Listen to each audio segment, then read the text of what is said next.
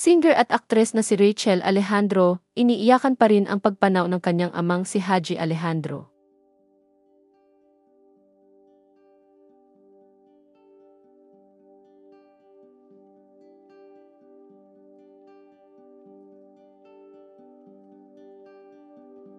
Naging bisita kamakailan ang dalawang singer-actress na sina Rachel Alejandro at Geneva Cruz sa programang Fast Talk with Boy Abunda.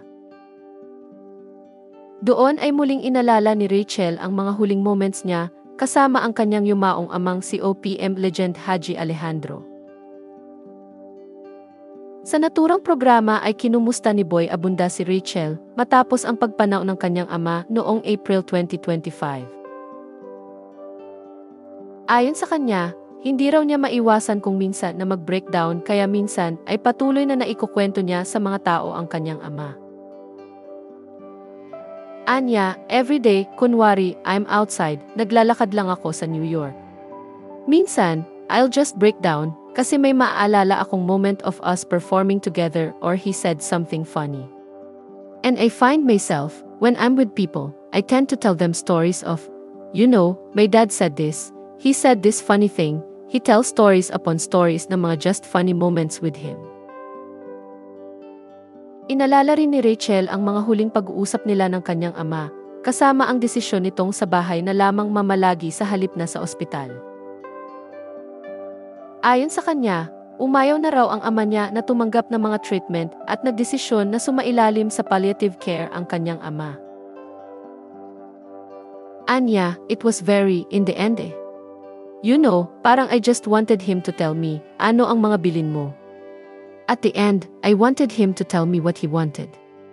And of course, a lot of it had to do with kung gusto ba niyang to go back to the hospital. Kasi he decided to stay at home. He just wanted to do palliative care. So yung mga ganon, at the end, it was about things like that. Ayon pa sa kanya, gusto sana niyang lumaban pa sana ang kanyang ama sa karamdaman, ngunit iginalang niya ang pasya ng kanyang ama dahil mahal niya ito. Inamin din niyang may mga pagkakataong naisip niyang sana kinumbinsi niya ang kanyang ama na lumaban. Anya, sobra akong respectful at sobra ko siyang mahal na hindi ko masabi sa kanya na, oh my God, lumaban ka. At that point, I just wanted to respect what he wanted. So in a way, minsan I think about it na parang dapat bang pinilit ko.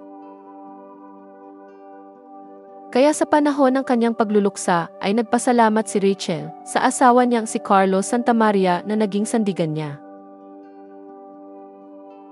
Ayon sa kanya, naging suporta niya ang kanyang asawa sa mga pagsubok na pinagdaanan niya sa buhay, kabilang na ang nagdaang pandemya at noong pumanaw ang kanyang ama.